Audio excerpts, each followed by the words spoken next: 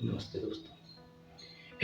आज आप लोगों को आर्यन भाई तिवरिया वाले फिर पेंशन पे ही चर्चा करने जा रहे हैं। अशोक पांडे जी ने जो हड़ताल वगैरह किया, जो मांग की, उनके साथ मेरा भी समर्थन है कि पुरानी पेंशन को बहाल किया जाए। आपको मैं सीधे एक छोटा सा उदाहरण देता हूँ। एक आम जनमानस में जो उदाहरण है उसको मैं आपको बतला रहा हूँ कि एक बाप सुबह से लेकर शाम तक सैकड़ों रुपया खर्च कर देता है, सैकड़ों रुपया खर्च कर देता है। उसकी परवाह घर का कोई व्यक्ति नहीं करता है। उसी बाप से स्कूल जाते हुए बच्चे ने अगर 5 रुपया मांग दिया तो बाप का क्या जवाब होता है? पढ़ने जा रहे हो कि बाजार करने जा रहे हो? और वह बाप यही जवाब अपने बच्चे को देता है और वही जवाब गवर्नमेंट आज पेंशन धारकों को दे रही है। जिस तरह से बाप ने जवाब दे दिया बच्चे को कि पैसे लेकर स्कूल क्या करने जाओगे,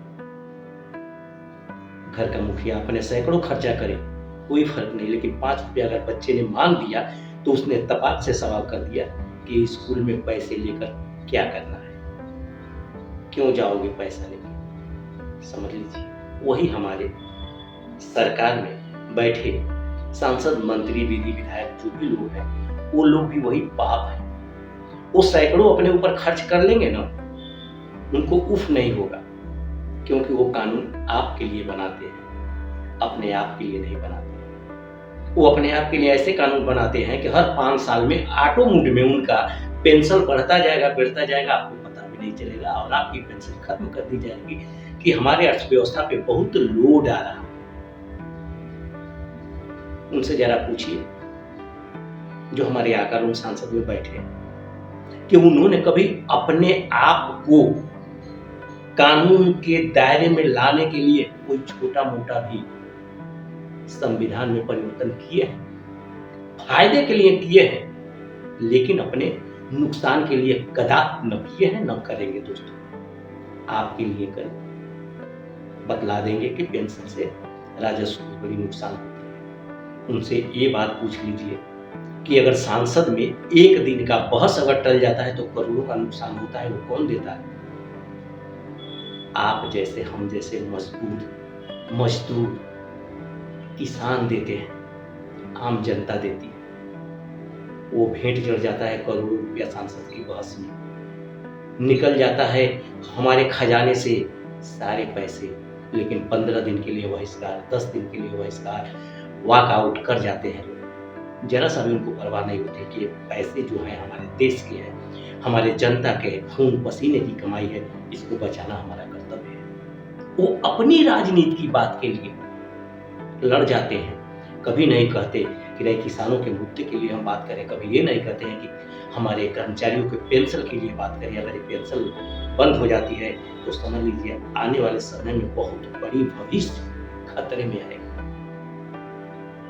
दोस्तों, नई जनरेशन की बात नहीं कर रहा हूँ कि अगर पेंशन नहीं है तो नई जनरेशन अपने बच्चों, अपने पिता के साथ बच्चे लोग क्या करेंगे? गौर करिए। सब कुछ 35 साल की उम्र में एक बाप सर्विस के दौरान घर बनवा के, शादी करके, पढ़ा के, सब कुछ करके उनको फाइनल कर देता है। बुढ़ापे में सपोर्ट वो रिटायर हो जाते हैं, पेंशन नहीं मिलती है। किसके सहारे वो रहेंगे? वो पेंशन ही इनका तीसरा अलौकिक पुत्र है, जिसके बल पे घर गृहस्थी और माँ बाप को संभालने के लिए बच्चे भी तत्पर रहेंगे। लेकिन पसीने से देखिए तरबर हो रहे हैं, लेकिन आप लोगों के लिए मैं काम कर रहा हूं। तो वह बच्चा जब पेंशन माँ बाप नहीं पाएंगे तो क्या करेगा? अभी तो इतना कुल होने के बाद मम्मी को कोई और ले जा रहा है, पापा को कोई और ले जा रहा है।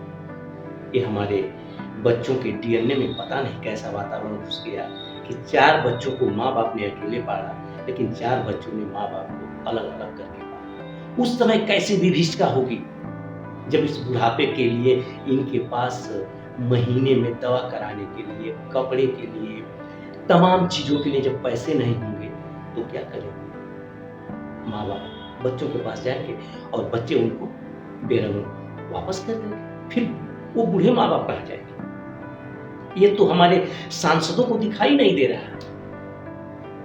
हमारे विधि को बनाने वाले जो विधि विशेषज्ञ हैं उनको दिखलाई नहीं दे रहा है कि बुढ़ापे के लिए इनको क्या करें, 1500 का पेंशन कर देंगे, इससे इनका जीवन निकल जाएगा। ये वोट की राजनीति, पेंशन की राजनीति तो है ये नहीं।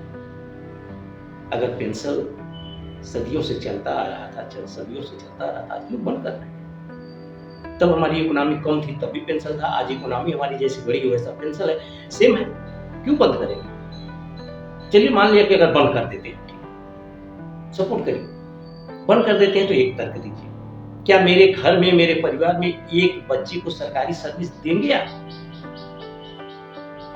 इसकी गारंटी आपके पास नहीं है। चलिए ये भी हो गया। क्या आप ये सोच सकते हैं कि एक विधायक को, एक बार विधायक बना तब, एक बार सांसद बना तब, दोनों की पेंसिल आप देंगे, वो लेके राज करेगा? आप 5 साल के बाद उसको सब कुछ दे देते हैं, हम 25 साल 30 साल त्याग करते हैं तो हमारा आप काट लेते हैं। नियम तो दोनों पे लागू हो जाना चाहिए, लेकिन नहीं। क्यों? क्यों? पिता है, हम बच्चे हैं, स्कूल जाए 10 रुपये मांगे तो आप नहीं देंगे, सैकड़ों रुपये अपने खर्च कर देंगे, वही चीज। उनका न पेंशन बंद होगा, न सरकारी भत्ता बंद होगा, सब कुछ उनको मिलेगा। किसी सांसद से आप पूछ लीजिए कि चलिए 1 लाख आपका सैलरी है, सैलरी बंद कर दीजिए, सिर्फ भत्ता ही लीजिए, कदा को नहीं कहेंगे। बिजली का बिल, पानी, फॉरेन फ्लाइट, सारे चीज तो उनको फ्री में मिल रहा है। लाखों रुपया एक सांसद और विधायक पे मंथली खर्च हो रही है, उसको कोई देखने वाला नहीं। क्यों?